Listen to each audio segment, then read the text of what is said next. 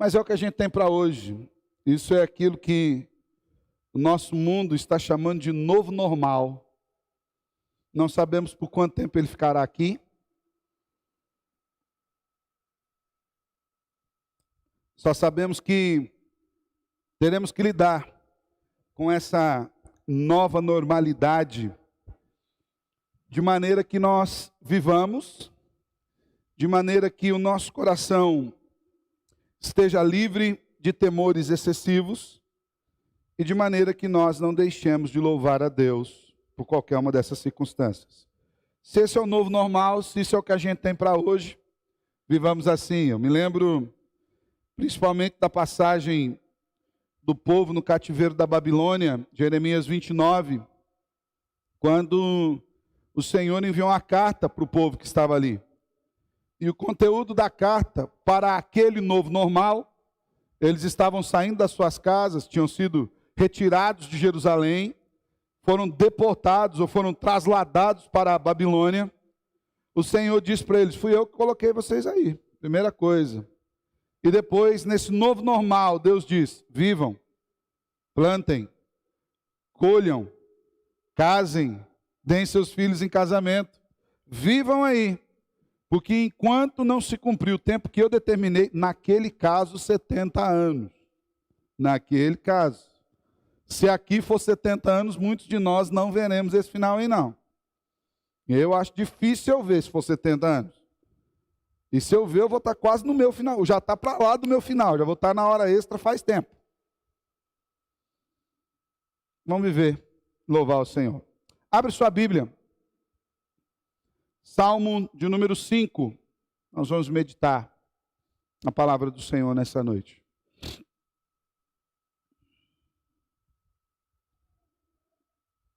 Enquanto você abre a sua Bíblia, eu quero só reafirmar algumas orientações que são bastante importantes. Nós temos reafirmado ontem e hoje também.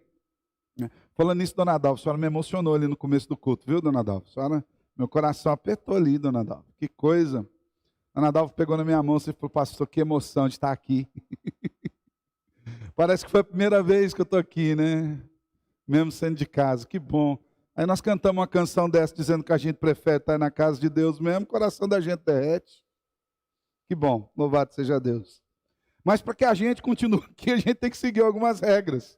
Porque a gente tem percebido, irmãos, que o curso normal da pandemia tem seguido e as pessoas têm se infectado.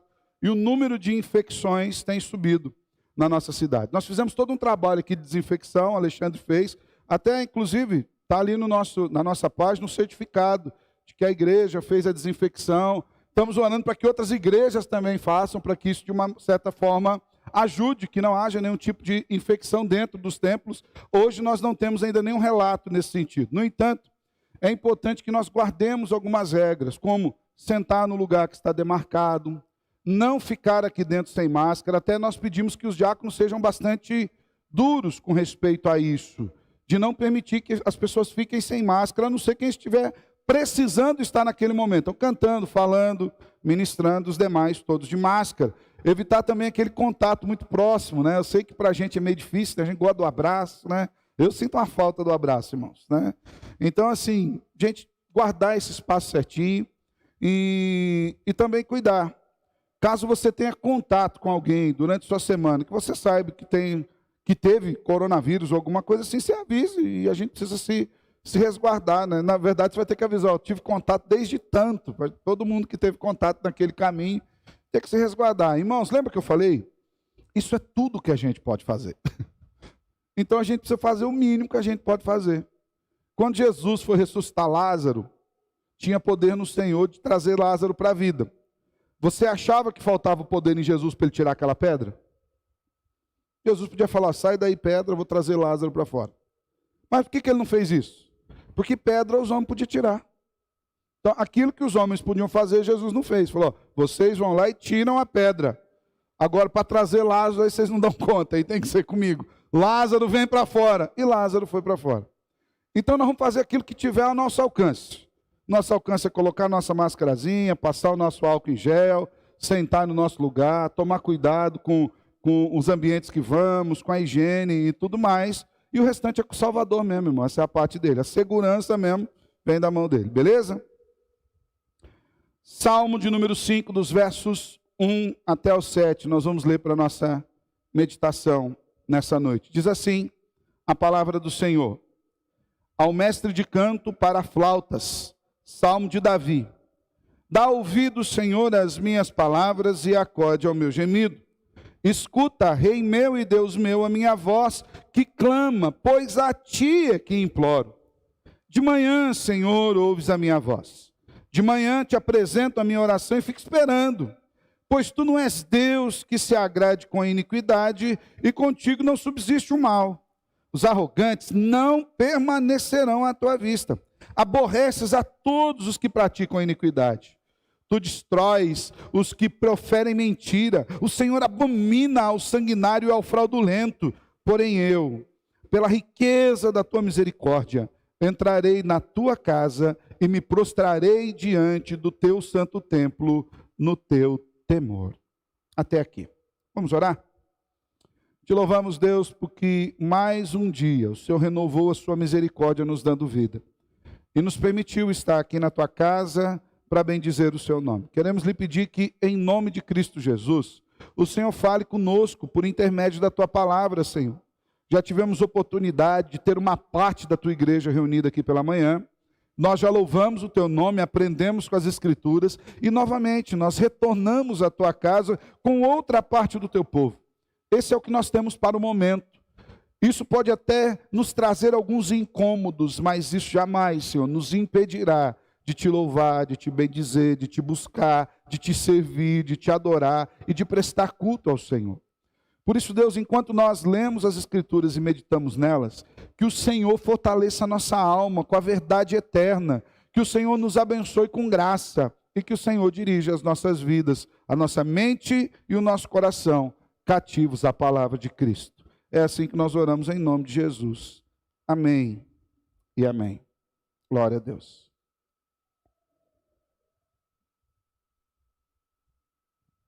Muitas são as aflições que envolvem a nossa vida. Acredito que você tem experimentado alguns momentos, talvez um pouco mais ou um pouco menos aflitivos por esses dias. Alguns sofrem aflições de acordo com aquilo que sentem. Nós temos, quando nós olhamos ali no grupo da igreja, você vai ver que tem pedidos de oração dos mais diversos.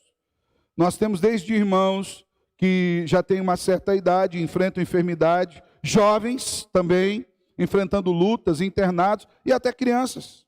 Nós temos orado por todas as idades, por todos os tipos de pessoa, por todos os tipos de adversidade, todos os tipos de problema. A verdade é que o pior problema que existe é aquele que nos atinge. É o que nós sentimos muito na pele. Isso nos incomoda, porque todos os problemas nos mostram as nossas limitações. Ainda as pessoas que sofrem nos problemas de relacionamento familiares, diz algumas estatísticas que nesse período da pandemia, nós estamos aí com um pouco mais de 90 dias de lockdown, de fechamento, de reabertura, e desse vai e vem mais ou menos aqui, diz que nesse período da pandemia aumentou gritantemente o número de violência doméstica. Deveria ser diferente, né? Deveria ter reconciliações. Maridos falam, olha, encontrei uma esposa em casa, que maravilha. A esposa, meu Deus, quanto tempo eu não vi o marido? Pais vendo filhos, filhos vendo pais, mas acontece o contrário. Gente com problema familiar, que talvez brigava há pouco, porque ficava pouco perto, ficou mais perto, começou a brigar mais. O presbítero Adilson orou agora há pouco por muitas pessoas perdendo trabalho, e diga de passagem, irmãos, ore mesmo. Há muitos postos de trabalho que não estarão de volta depois da pandemia. Tem muito trabalho que mudou, que por conta da tecnologia foram feitas adaptações, e muita gente que perdeu o emprego e que está com esperança de um dia voltar a trabalhar quando a pandemia voltar, não encontrará mais esse posto de trabalho. Nós precisamos orar. Gente que está com problema na saúde e tantos outros problemas, tantas outras aflições que nos acometem. Por conta até da marca do pecado nesse mundo, nós somos passivos de receber e de sofrer por essas aflições. O grande problema é quando a aflição bate na porta da nossa casa. Como nós temos reagido quando a aflição vem bem do ladinho da gente, quando ele chega no nosso quintal, você continua acreditando que a Bíblia é a palavra de Deus e que o Senhor traz bênçãos para a sua vida, mesmo nos momentos de adversidade? Como você reage à sua adversidade particular? Como você reage quando o problema te visita? Quando não é o problema do outro?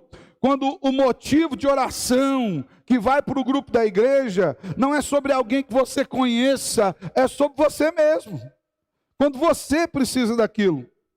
É fato que nesses momentos difíceis, a nossa fé fica abalada e nós somos tentados a achar que Deus está longe de nós. Tem um livro que eu gosto muito, já citei ele aqui várias vezes, é do Brennan Manning, cujo título é O Impostor que Vive em Mim. Eu gosto desse livro, demais. O capítulo 1 desse livro narra a história de um menino que ele entendia ou ele projetava o amor de Deus de acordo com o que as coisas aconteciam na vida dele. Então, se ele ganhava uma coisa que ele queria, ele falava, Deus me ama, Deus gosta de mim. Mas quando alguma coisa dava errado, ele falava, não, Deus não me ama, Deus não gosta de mim, Deus esqueceu de mim. E muitas vezes nós somos assim nos momentos da aflição. Quantas vezes nós não perguntamos, onde está Deus na hora em que eu preciso? Onde está Deus na hora da adversidade? O que eu quero compartilhar com os irmãos hoje é sobre a importância de nós nutrirmos uma vida de oração, para que nós, nos momentos de aflição, tenhamos intimidade para chegar diante do nosso Deus e clamar, e abrir a nossa boca, e buscar ao Senhor, e levantar a nossa voz, e falar com Deus, e saber que Ele nos responde. Esse texto que nós escolhemos para a meditação de hoje, o Salmo 5, o pastor Márcio, inclusive, falou tanto de manhã quanto à noite, um pouco desse contexto, quando ele citou o Salmo 30, Salmo 28 e 29, porque esse texto, na verdade, ele faz parte do contexto em que Davi estava na mesma escrita do Salmo 30. Quando Davi escreve esse salmo, ele está enfrentando um problema gravíssimo. Talvez o maior desafio da sua vida e do seu ministério e do seu reinado. Um desafio maior do que quando ele foi enfrentar o gigante Golias. Um desafio muito maior do que quando ele estava no campo, cuidando das ovelhas de seu pai, e via um urso e ele espantava, e vinha um leão, como o Rinaldo disse aqui, e o leão catava a ovelha, ia levar embora. Davi ia atrás do leão, batia no leão, tirava a ovelha do leão e trazia de volta. O problema de Davi agora era muito maior do que isso. Porque os inimigos que Davi estava enfrentando agora, não eram inimigos externos, era gente de dentro de casa, eram inimigos internos. Comentaristas enquadram esse texto em dois possíveis contextos. O primeiro deles sugere que esse salmo foi escrito quando o rei Saul havia acabado de atentar contra Davi, porque ele não suportava o fato do povo amar Davi. Davi tinha ido à batalha de um tiro contra o gigante Golias, todo Israel temeroso, Saul no palácio, e Saul provavelmente era um dos maiores homens de Israel. A Bíblia diz que Saul era daquele tipo de homem que você olhava na multidão, você via ele por cima, destacando-se da multidão. Davi, em nome do Senhor, foi lutar com o gigante, passou no caminho, catou 5 pedrinhas, colocou ali no seu embornal e caminhou para o gigante, armado de um estilingue, uma funda, um estilingue mais rudimentar, onde você colocava, rodava e atirava. Os nossos estilingues já são mais tecnológicos, modernos. Alguns aqui passaram pelo estilingue de borracha de pneu, e outros chegaram a ter, eu comprava soro. Estilingue de soro era o que há, irmãos. Pegava a forquilha de uma árvore, pegava estilingue de soro, mamona, hoje a gente nem acha mais mamona, burquinha. Eu não vou ensinar a molecada a fazer bagunça, não, porque eles não precisam, eles já sabem fazer do jeito deles. Davi foi armado de um estilingue. Tanto que quando Golias olhou para Davi, falou, você está achando que você vai lutar contra o cachorro? Você vem com pedras? E Davi diz a célebre frase, Golias, você vem contra mim, contra nós, contra o povo de Israel, municiado com a sua espada e com a sua lança. Só a ponta da lança de Golias pesava 5 quilos. Era mais ou menos o tamanho de um saco de arroz. Mas eu vou contra ti em nome do Senhor dos Exércitos. E ele pegou a pedrinha, colocou na funda, rodou e atirou. E eu lembrei hoje pela manhã, lembrei da Isa contando a historinha, que ela fala e pum, bem na cabeça do gigante. E o gigante caiu. E Davi subiu sobre o gigante. Conta-se que ele tinha cerca de 2,90 metros de altura. Era um homem grande. E ele pegou a espada de Golias e cortou a cabeça de Golias e colocou a cabeça em um saco e entrou em Jerusalém. Entrou na cidade, mostrando a cabeça de Golias. E o povo dizia: Saul matou 1000, mas Davi, Davi, esse cara é o cara bom. Davi matou milhares. E o povo amou Davi. E Saul odiou Davi. E Saul procurava matá-lo. Era um momento de aflição. A Bíblia chega a dizer que um espírito maligno se apossou de Saul, que tentava cravar Davi na parede.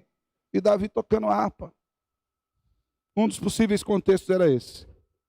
O outro possível contexto, inclusive até mais provável que esse primeiro, e pior do que esse, é que esse salmo possa ter sido escrito juntamente em conjunto com outros salmos, do salmo de número 3 até o de número 7, quando Davi estava enfrentando a rebelião de seu filho Absalão.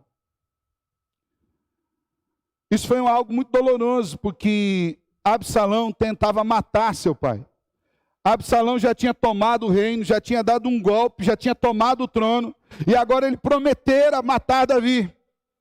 E Absalão não era um filho qualquer, era um daqueles filhos preferidos de Davi.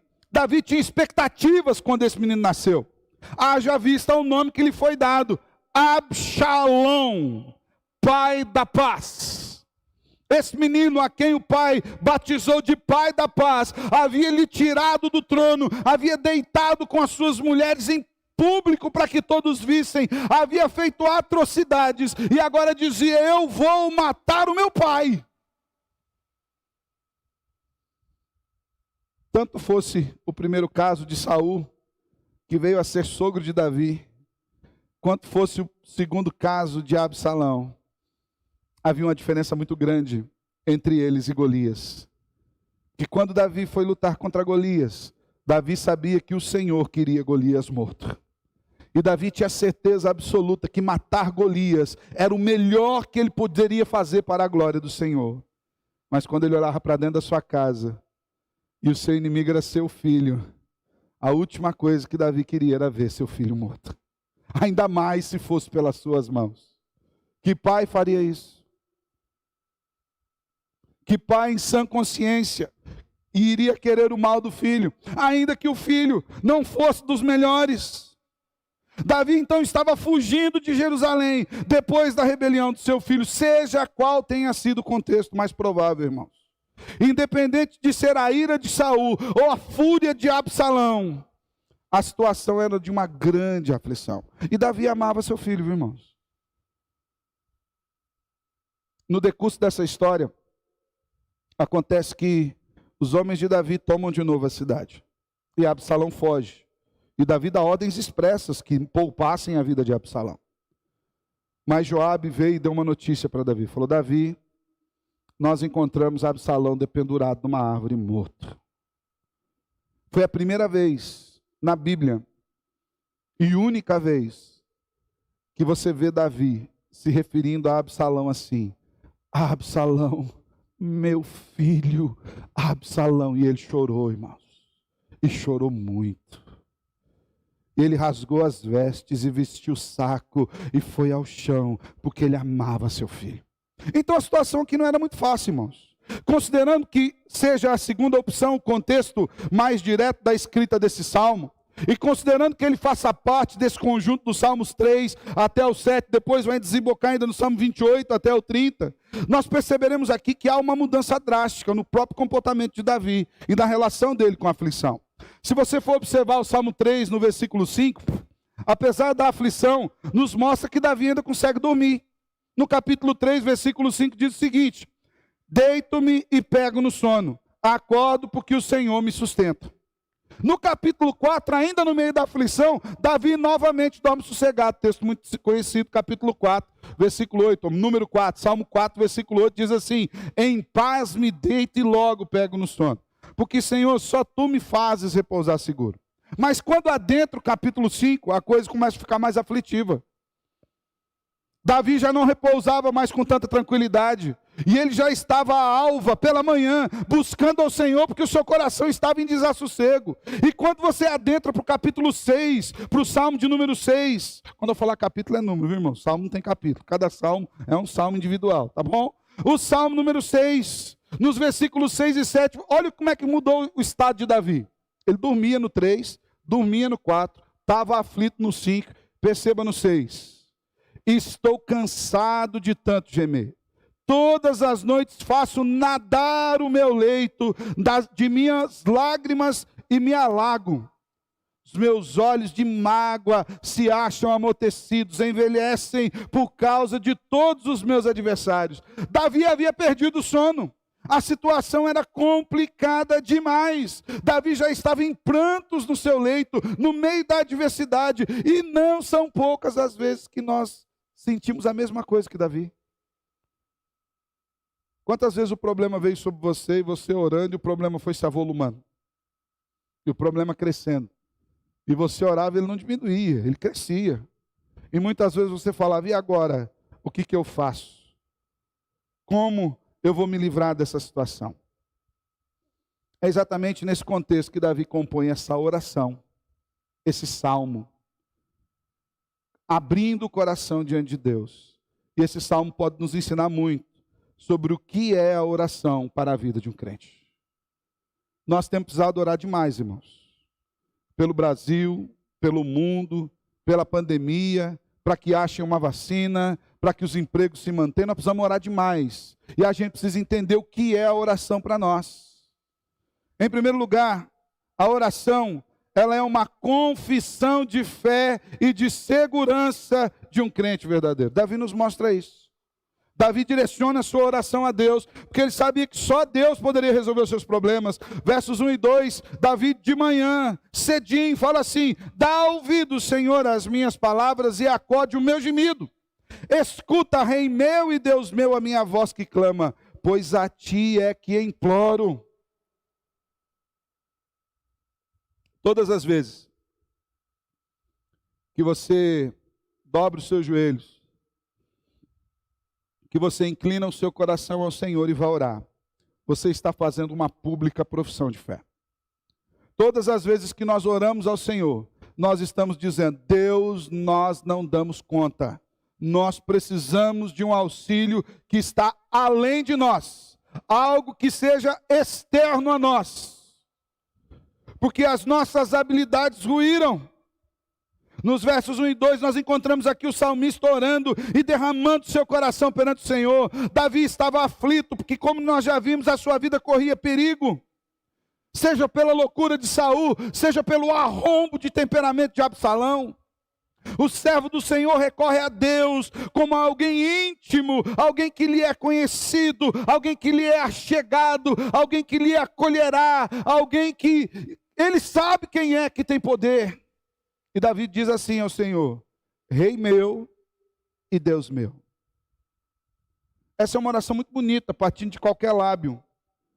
Agora estava partindo do lábio do rei de Israel, do homem mais poderoso de toda Israel, do rei mais conhecido de toda a história bíblica, daquele que era tipo de Cristo, do rei que mais venceu batalhas na história de Israel, o rei que expandiu o reino, o rei que foi lá e tomou a cidade de Jebus da mão dos jebuseus e a batizou de Jerusalém. Não era um rei qualquer. E esse homem se dobra na presença do Senhor, dizendo: Deus, eu sou o rei aqui, mas acima do meu reinado existe um reinado muito maior, um reinado muito mais poderoso. Existem ordens mais retas, mais puras, mais santas, mais dignas de serem seguidas. E o Senhor é esse rei que governa sobre a minha vida. Eu abro mão de todo o meu conhecimento, de todo o poder que há em mim, e me submeto ao seu conhecimento, porque Tu és o Rei meu, Tu és o Deus meu. Irmãos, isso é maravilhoso. Isso é uma bênção. E é maravilhoso, nós sabemos que nós também podemos chegar diante desse mesmo Deus, desse mesmo Rei, por intermédio de Cristo Jesus, que abriu um novo e vivo caminho, para que nós tenhamos acesso ao Pai, em oração. Charles Spurgeon, príncipe dos pregadores, afirma que, nesse texto, nesse salmo, Davi apresenta a sua oração de forma tríplice. Davi usa palavras, meditação e clamor. E o que isso significa para nós? Isso nos ensina que nós também devemos agir dessa forma. Quando nós formos orar, nós precisamos usar as palavras. Nós precisamos dizer para Deus as coisas que ocorrem no nosso coração. Não é porque Deus não saiba. Eu lembro uma vez que eu estava ouvindo uma pessoa falar sobre oração. Ela conversava com outra pessoa e a pessoa perguntou para ela assim: você contou para Deus tudo direitinho para que Deus possa fazer alguma coisa? Ela falou: não, eu contei tudo certinho, Deus sabe de tudo. Irmãos, oração não é informação para Deus. Antes que a palavra chegasse na sua boca, Ele conhecia tudo, Ele conhece a sua vida. Ele determinou a sua vida. Mas Davi começa usando palavras, diz: Senhor, dá ouvido às minhas palavras. Parafraseando o que ele está dizendo, é como se ele dissesse assim: ouve, ó Deus, o meu relato a respeito da situação que me cerca. A Bíblia Vida, que também é uma paráfrase, traduz esse texto da seguinte forma: Senhor, ouve as minhas palavras e escuta a oração que eu faço em silêncio, no fundo da minha alma. Há uma importância em apresentarmos a Deus todas as nossas circunstâncias através do discurso, não para que Deus saiba, mas para que nós percebamos se aquilo que nós estamos pedindo está de acordo com a vontade de Deus. Porque tem muito crente que, em vez de orar para Deus, colocando a sua vida e aprendendo e até mesmo meditando sobre sua circunstância, chega para Deus e fala: não, o senhor sabe, o senhor sabe. Às vezes é uma preguiça de orar. Ele sabe mesmo, mas você sabe? Deus sabe o que você precisa. Você sabe o que você precisa? Porque muitas vezes a gente acha que precisa de coisas que não há necessidade para isso. É aquilo que nós chamamos de necessidade sentida. Você acha que precisa, mas você não precisa. Vou te dar um exemplo disso. Você abre lá seu guarda-roupa, eu não vou jogar na conta das mulheres não, porque os homens também. Ponto. Você abre seu guarda-roupa e fala: eu preciso de uma roupa. Quando você precisa de uma roupa? Quando você não tem nenhuma para vestir. Se tem lá no seu guarda-roupa, não importa se ela é velha, se ela é nova. Se tem lá, você não precisa. Talvez a melhor palavra é assim: eu quero uma roupa. Você fala: eu preciso de um carro. Por que você precisa de um carro? Você não consegue se locomover sem carro? Não, eu consigo, demora mais, mas você não precisa, você quer. Eu lembro uma vez que, até me arrependi muito depois por causa disso. Estava voltando de uma visita, e eu tinha um carro, graças a Deus era muito bom também. E eu coloquei no meu pensamento assim: eu precisava de um carro novo. Mais novo que aquele, né? Aí naquele momento eu estava orando ao Senhor, né? Incomodando Deus com isso. Aí veio na minha cabeça: teu carro não tem direção hidráulica? Tem. Pneus não estão bons? Estão. O motor está bom? Está também.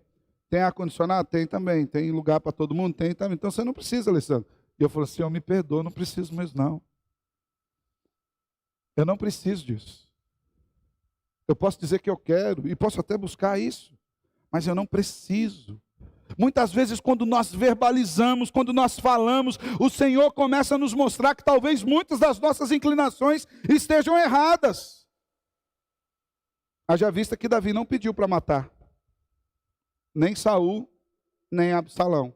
Davi colocou-os nas mãos de Deus, porque ele sabia que Deus tinha o melhor. Será que nós estamos orando de acordo com a vontade de Deus? Será que nós estamos interessados naquilo que Deus está interessado? Será que nós estamos dispostos a acatar a resposta que Deus tem para o nosso clamor? O verbalizar a oração nos ajuda a sondar a inclinação do nosso coração. Será que eu estou pedindo uma coisa que é certa? E tem gente que ora errado, por um monte de coisa que nem deveria orar. Desculpa. Por que você está orando, irmão? Estou orando para eu amar a pessoa. Não precisa orar não, é só obedecer, Deus já mandou. Não, estou orando para perdoar. Também não precisa orar não. Deus já mandou, é só obedecer. Pastor, eu estou orando para ver se eu vou na igreja. Também não precisa orar não, tem uma ordem expressa dizendo que você tem que ir para louvar o Senhor. Pastor, eu estou orando para ver se eu faço uma doação. Lembro muito do pastor Jeremias Pereira. Foi na conferência missionária, enquanto ele estava lá, ele foi um dos pregadores. Mas na hora de um apelo, foi um outro pregador que foi fazer o apelo. O outro pregador subiu, e o pregador falou, o que Deus põe no seu coração hoje, você vai ofertar. E Deus pôs no coração do pastor Jeremias o seguinte, você vai ofertar hoje o salário do mês, tudo. E ele falou, não, de acha? Que coisa é isso? E ele não ofertou. E ele foi para casa. E no carro ele começou a compartilhar com a esposa. Falou, olha só, mulher, olha como é que o diabo é sujo. Ele falou desse jeito, que coisa, o inimigo. Você acredita que eu estava lá e falou que era para eu dar o salário do mês? A mulher dele olhou para ele e falou assim, você já viu o diabo mandando fazer oferta para a igreja, Jeremias? Foi o diabo não, foi Deus, volta lá e dá a sua oferta. Eles pararam o carro, voltaram, no meio do caminho ele foi lá e fez o cheque. Eu falei, pronto, agora você acha que é o diabo que pediu para dar oferta missionária? Não foi não. É Deus que faz essas coisas. Tem gente que ora para aquilo que não precisava orar. Para amar o irmão, para perdoar, para ir na igreja, para fazer oração, para fazer doação, para trabalhar direito, para ser um bom crente. Muitas vezes nós tentamos a Deus com as nossas orações. E eu não estou dizendo que você não deva orar no sentido de se submeter à vontade de Deus a isso. Mas não para saber se você precisa fazer isso ou não, porque já está expresso na palavra. Por isso Davi usava a palavra para que Deus sondasse seu coração. E ele falou isso no Salmo 139, sonda Deus. Sonda a mente, sonda o coração, vê se tem caminho errado aqui na minha vida. O falar com Deus é muito importante, irmãos. No entanto, não adianta só falar e nem soltar palavras ao vento. Davi usou uma outra característica na sua oração, a meditação. Davi diz assim, acorde o meu gemido. A palavra gemido, no seu original hebraico, tem o sentido de pensamentos íntimos, de suspiros, murmúrios, de meditação, de algo que eu pensei antes, que eu ruminei antes, que eu fiquei com aquilo maquinando para ter uma ideia se era aquilo que tinha que fazer, para que quando eu me expressei, aquilo era a expressão exata daquilo que eu pensava de fato.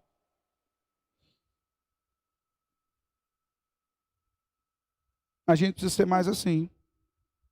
A gente precisa meditar nas coisas que a gente está falando.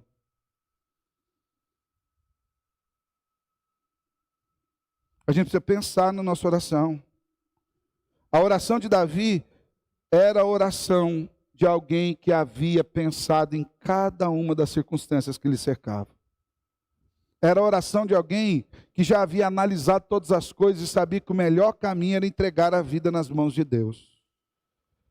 O problema é que muitas vezes as nossas orações são assim. A gente pensa o projeto, a gente desenha o projeto, a gente alinhava o projeto, a gente vê possibilidades negativas e positivas, a gente já traçou começo, meio e fim, e quando a gente vai orar para Deus, a gente fala assim, Senhor, abençoa o meu projeto. É como se falasse assim, Senhor, autentica aí, sabe? Vai no cartório para autenticar um documento. Já fez isso? Reconhecer firma? É como se a gente chegasse e falasse, o projeto está pronto, Deus, ó, nem mexe. A gente não dá nem essa oportunidade para Deus na oração. Ele fala, Deus, ó, o projeto está pronto, alinhavado. É desse jeito aqui. Dá um ok aí. Deus bate o carimbo e a gente vai embora. É isso muitas vezes que a gente pede. Nunca vou esquecer uma palavra do pastor Paulo Andreus, pregando aqui na nossa igreja sobre casais. Mas era uma verdade que se aplica a todas as áreas da vida. Não são poucas as vezes que nós falamos, Senhor, abençoa os meus caminhos. Ao passo que nós deveríamos orar assim, Senhor, põe a gente no seu caminho, porque o seu caminho já está pronto e já está abençoado, a gente não precisa mais nada. Se o Senhor colocar a gente no seu caminho, já está tudo certo. Davi meditava naquilo que ele precisava, ele sabia, isso sugere que Davi tirou um tempo separado, isso sugere que a consciência de Davi sabia do que ele estava falando, que ele havia analisado o conteúdo das suas intenções, o conteúdo do seu coração, isso sugere tempo especial, isso sugere que não são apenas palavras jogadas ao vento. A ideia aqui era de uma oração, não era de uma oração no meio dos afazeres. E muitas vezes a gente faz isso. A gente ora meio na correria, no corre-corre, no trânsito. Você está orando e o sinal abre, você para de orar e anda. Daí você lembra que estava orando lá no outro sinal. Aí alguém fechou o você já tem que até pedir perdão, porque no meio da oração você já brigou com outro.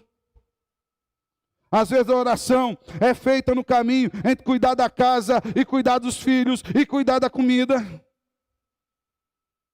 com pouca reflexão, com pouco tempo na presença do Senhor.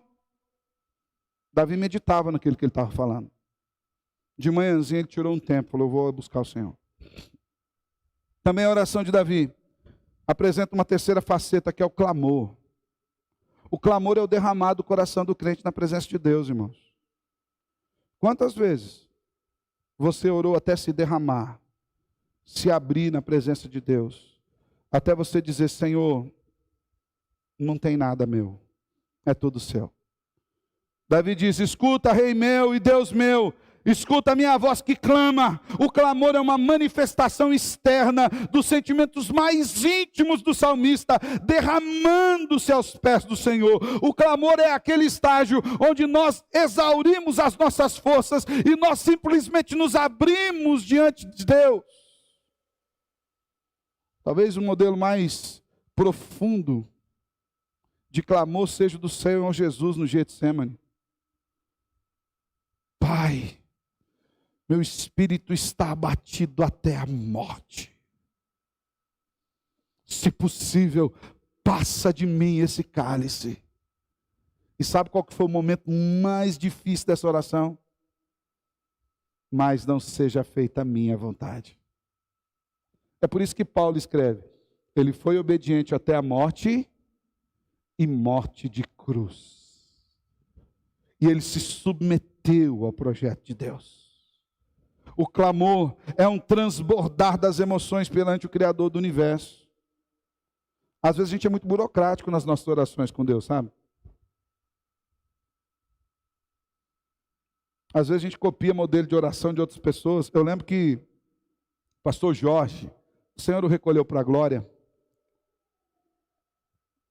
Ele era um pastor da IPI, e não é uma crítica a ele, pelo contrário, o pastor Jorge me ensinou muito, muito, muito amado.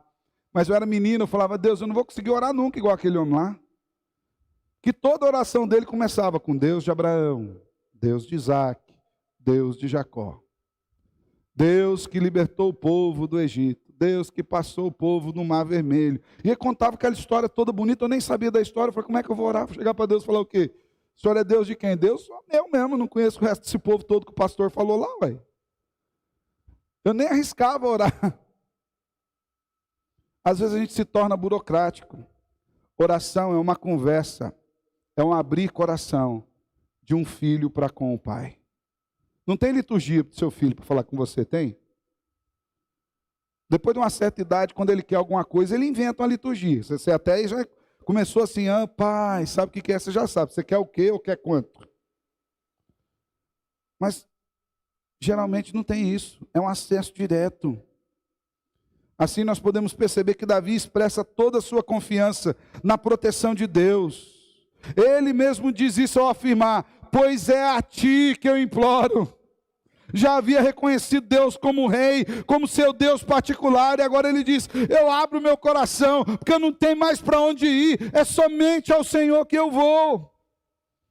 É claro que Deus conhece as nossas aflições, irmãos, mas Ele demonstra que quer que nós nos derramemos diante dEle, para que nós conheçamos a intensidade da aflição e o poder dEle em nos livrar. E como é bom poder desabafar com Deus, como é bom poder rasgar o coração com Deus confiantemente.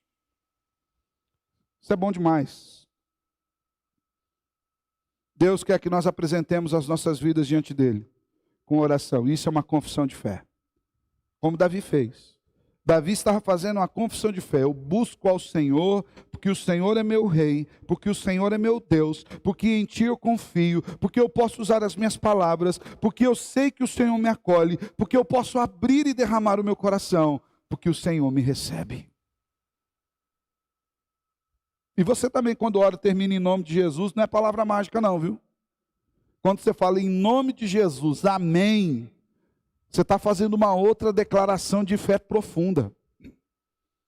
Você está dizendo para Deus, Senhor, eu sei que eu não posso chegar até o Senhor por mim mesmo, porque não há mérito algum em mim, mas eu me achego ao Senhor pelo novo e vivo caminho inaugurado pelo sangue do seu Filho Jesus, que morreu pelos meus pecados e me reconciliou com o Senhor. E eu era inimigo e fui feito amigo, eu estava distante e fui aproximado, eu era criatura e fui feito filho, e agora eu tenho acesso ao Senhor. em nome de Jesus. É isso que você está dizendo. Está dizendo tudo isso quando você diz assim, em nome de Jesus, amém. Então a oração, para nós, em primeiro lugar, é uma pública profissão de fé. Você ora porque você crê que tem um Deus acima de você, que tem poder infinitamente maior que o seu, que sabe dos seus problemas, que quer ouvir a tua voz e que pode te ajudar. Segundo lugar, o que é a oração para um crente? A oração é o primeiro recurso do crente em tempo de aflição. Não são poucas as pessoas que falam assim, pastor, já fiz de tudo, agora só falta orar. Começou mal. Porque a oração é o primeiro recurso, ela não é o último. Oração não é um paliativo para quando as suas forças dão errado. E elas vão dar errado. Oração é a confiança de que você colocando nas mãos de Deus, você não vai na sua força. Davi foi confiando na mira dele para lutar com o gigante? Você acha que uma pedrinha pequenininha era o suficiente para derrubar Golias, que já havia vencido batalhas, que sozinho colocava medo no Israel inteiro? Você acha que Davi estava confiando na pedra? Davi falou, deixa eu escolher uma pedra boa aqui. Deixa eu ver, não, essa aqui é pedra derrubadora de gigante. Não, irmãos. Davi declara bem direto para Golias. Fala o seguinte, Golias, minha segurança não está na pedra, não está na mira, não está no alvo. Minha segurança está no nome do Senhor dos Exércitos. Se Davi tivesse atirado um graveto, Golias morria. Como é que caiu Jericó, irmãos? O povo pegou picareta, bala de canhão, alguma coisa para derrubar Jericó? Não, eles deram a volta, pegaram o vaso, quebrou o vaso, caiu o muro. Por quê? Porque a batalha não era com Josué, era com Deus. Era com Deus. Deus já tinha providenciado tudo. Então a oração tem que ser o primeiro recurso da vida do crente. Olha o que Davi diz: de manhã, Senhor, apresento a minha voz, ouves a minha voz. De manhã te apresento a minha oração e fico esperando. Veja bem, a questão não é somente orar ao Senhor, mas também a importância e a necessidade de colocar a oração em primeiro lugar na nossa agenda do dia. Davi acordou de manhã e ele estava no período que dormia bem. E de manhã ele colocou a vida nas mãos do Senhor. De manhã ele falou, Senhor, toma conta do meu dia. De manhã ele falou, Senhor, o problema continua grande, Absalão continua querendo me matar, mas o Senhor vai ouvir a minha voz, eu vou te apresentar a minha oração, e vou ficar esperando o seu agir. Qual lugar tem ocupado a oração na sua vida? Você tem buscado a Deus de manhã? Nos seus primeiros projetos, você acordou, abriu o olho e falou, Senhor, hoje eu tenho um dia que é normal igual aos outros dias normais. E como é um dia normal igual aos outros dias, eu continuo precisando da tua graça, como eu sempre preciso todos os dias. Senhor, eu te louvo porque o Senhor renovou a misericórdia em permitir que eu abrisse o olho, em que eu aspirasse, enchesse o meu pulmão de ar, e o ar veio e eu tinha vida. Qual lugar a oração tem ocupado na nossa vida, irmãos? É no meio do corre-corre diário? Caminho do trabalho? A hora que lembra? Na hora de dormir, que acorda com amém no outro dia? Pastor, orei a noite inteira. Orou nada, dormiu, preguiçoso. A oração deve ser o nosso primeiro recurso. Quando Davi levantou de manhã, ele não foi sondar o exército, preparar as armas, colocar todo mundo na defesa, pegar os melhores guardas, esse vai proteger esse aqui, aquele protege aquele flanco, você pega um escudo aqui, eu vou me armar. Não, ele falou assim, vou buscar o Senhor. De manhã eu vou buscar o Senhor. Uma vida produtiva, uma vida plenamente abençoada, uma vida segura nas mãos de Deus, é uma vida que tem a oração por prioridade, porque a oração denota relacionamento com Deus. Por isso o salmista enfatiza a oração matinal. Mesmo no meio das aflições, inclusive até por conta delas, Davi apresenta ao Senhor o seu clamor. Muita coisa na vida do crente, para não dizer tudo, depende da sua vida de oração. O Senhor tem que estar em primeiro lugar, irmãos. Quando você começa o dia com oração, você está dizendo: Senhor, eu não dou conta de vencer esse dia não, eu preciso da sua ajuda, do seu auxílio, da sua direção. No versículo 3, Davi apresenta essa excelência da hora de oração, mostrando duas características importantes. Primeiro é disciplina. Ele diz: de manhã, Senhor, ouves a minha voz, de manhã te apresenta a minha oração. Às vezes a gente tem que se disciplinar, irmãos. A gente tem que se disciplinar, porque senão a gente vai deixando para depois.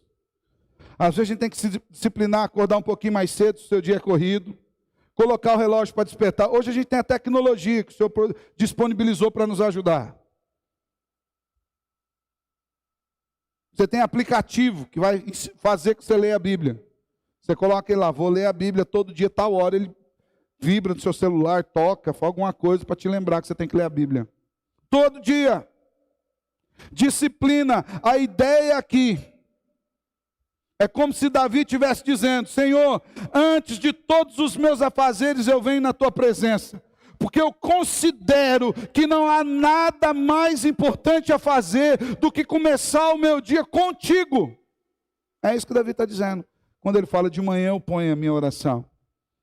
Ele diz: eu considero que não tem nada mais importante nesse dia do que começar com o Senhor. Mais uma vez a Bíblia Viva, que é uma paráfrase, traduz esse texto assim: bem cedinho de manhã, bem cedinho, eu faço a minha oração. Sentimento de urgência, de prioridade.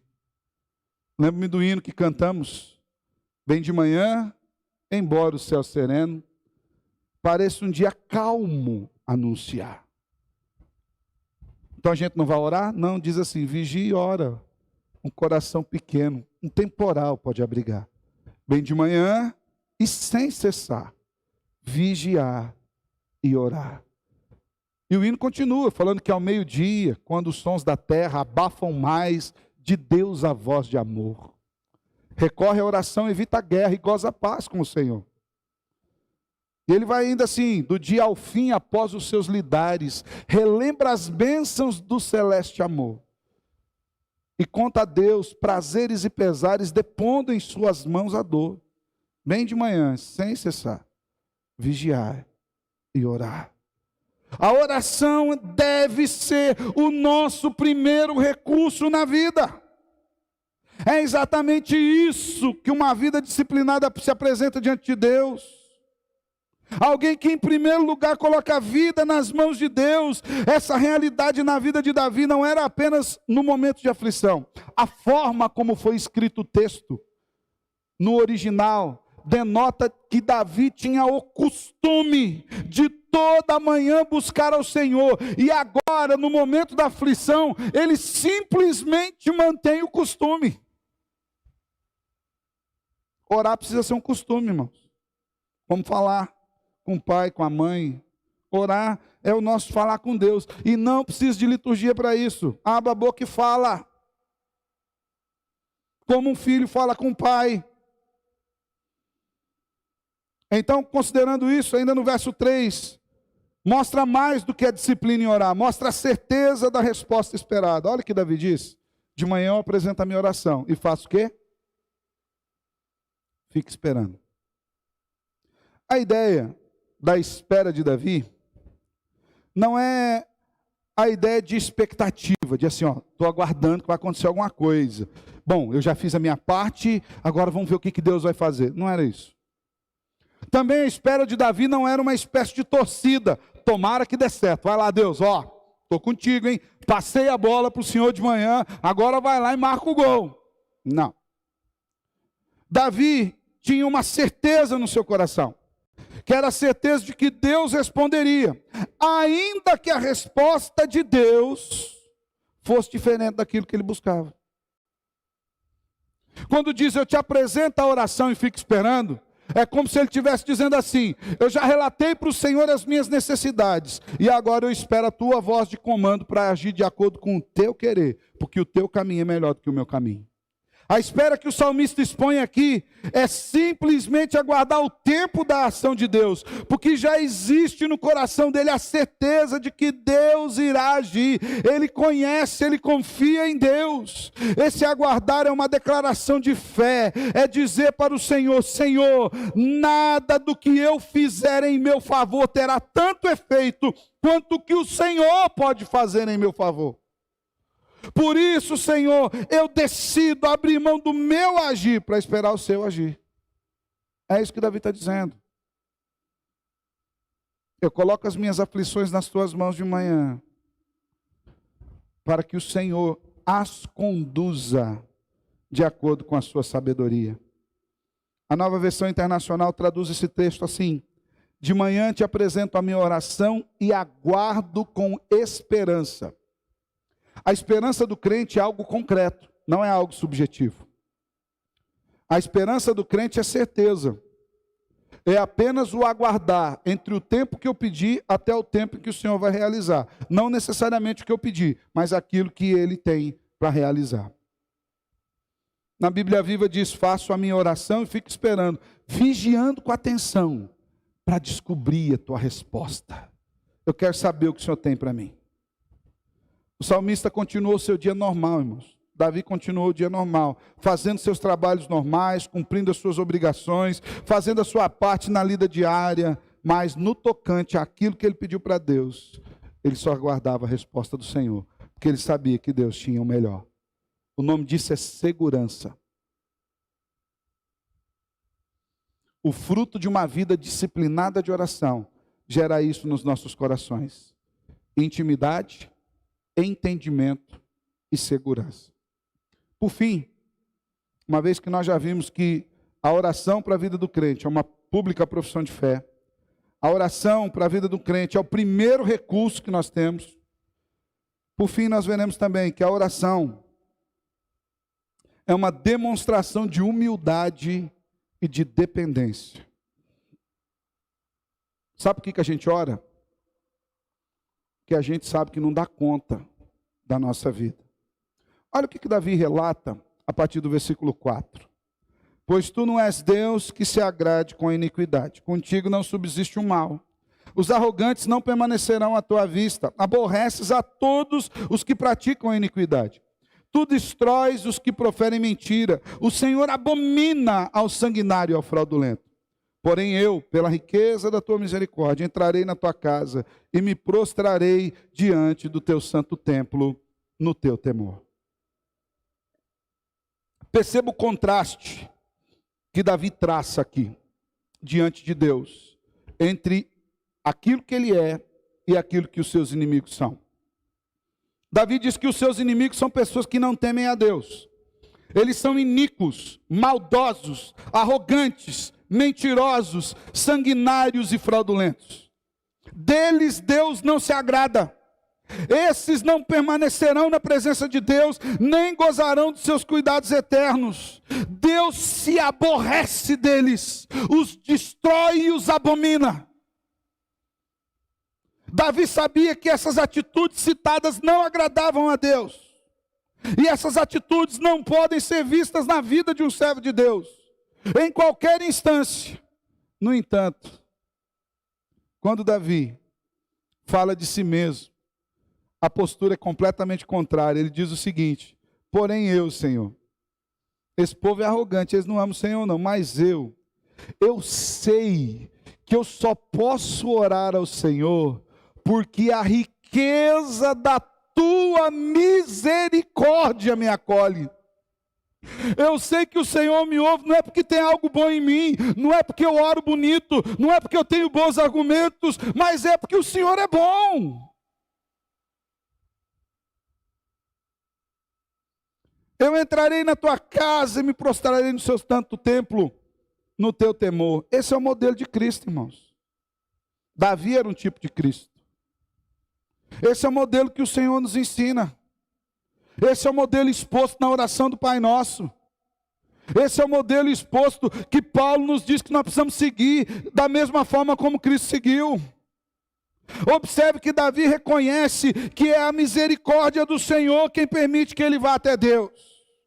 Esse não é esses modelos arrogantes que nós temos visto de oração nos nossos dias. Até faz tempo que eu não ouço isso, mas alguns tempos atrás eu ouvi alguns pregadores dizendo assim: põe Deus na parede. Põe quem na parede, irmãos? Entre em juízo com Deus. Você vai entrar em juízo com quem? Presta atenção. Um pastor uma vez falou assim: você vai e mostra a Bíblia para Deus. Uai, como se Deus não soubesse. Deus, é o seguinte, eu vou abrir agora em Naum, Deus vai procurar onde está Naum, deixa eu ver aqui. Deus não vai fazer isso. Deus vai dizer para ele: onde você estava quando eu lancei os fundamentos da terra? Isso aqui é uma parte da minha revelação. Nós vemos em parte. Vai chegar um dia que vocês vão ver o que é. Você está achando que eu não sei de Bíblia? É você que não sabe de Bíblia. Quem é o barro para reclamar com o oleiro? Davi está dizendo: Senhor, eu reconheço que mesmo sendo rei de Israel, mesmo sendo conhecido, mesmo te amando, mesmo te servindo, mesmo tendo conquistado Jerusalém, mesmo tendo expandido o reino, nada disso me autoriza a entrar na sua presença, se não fosse a sua misericórdia em me receber. É pela tua misericórdia que eu entro na tua casa, é pela tua misericórdia que eu não sou fulminado, como foi Nadab e Abiú. É pela sua misericórdia que eu posso estar na sua presença, mesmo sendo pecador, mesmo sendo falho. É pela tua misericórdia, fruto da tua graça. Porque em mim, Senhor, não tem nada. Não tem nada em mim. Não é o fato de eu ser pastor, presbítero, diácono, líder, de eu ter diplomas, de eu ter dinheiro, do carro que eu dirijo, da casa, do bairro que eu moro. Nada disso. É a tua misericórdia. Eu acho fantástico isso, irmãos. Porque isso é oração. Oração de verdade é quando nós nos reconhecemos que somos o pó. Mas o pó nas mãos do Criador, irmãos, que coisa fantástica. Ele faz tudo. É a misericórdia dele que nos permite entrar na tua presença. É a misericórdia de Deus que permitiu que Davi se prostrasse diante dele em adoração. É a misericórdia de Deus que permitia que Davi rasgasse o coração e colocasse diante dele os seus clamores, os seus temores e falasse diante dele sem medo de morrer. É a misericórdia dele. É a misericórdia dele que fez com que Davi entrasse no templo e comesse os pães da proposição sem ser fulminado, porque ele sabia quem Deus era e sabia que ele era misericordioso. E é pela misericórdia de Deus que eu e você podemos também chegar. Pelo sacrifício vicário de Cristo, nós temos livre acesso ao Criador. Irmãos, isso é um privilégio. Quando você abre a boca para orar ao Senhor, você tem acesso, porque Ele te deu acesso, porque Ele resolveu castigar o teu pecado, o meu pecado, desfazer a inimizade que havia entre nós, através do sacrifício do Filho dEle. E é isso que o autor de Hebreus nos diz: acheguemos-nos, portanto, confiadamente junto ao trono da graça, a fim de recebermos o quê? Misericórdia. A mesma misericórdia que recebeu Davi, e acharmos graça para socorro em ocasião oportuna. Que recompensa maravilhosa as orações. A maior recompensa da sua oração não é Deus fazer o que você quer. É o fato de você poder abrir a boca e Ele te ouvir. Seja uma recompensa. O Eterno te ouve. Você consegue perceber como a oração é importante nesses momentos de adversidade? Elas mostram em quem nós cremos. É uma pública declaração de fé. A oração mostra qual importância Deus tem na nossa vida e ela deve ser o nosso primeiro recurso. E a oração é um ato de humildade, de humilhação. É um ato de abrir mão dos próprios caminhos e colocar-se nos caminhos de Deus. É somente pela prática de oração que nós conseguimos aplicar as verdades do Evangelho à vida, irmãos.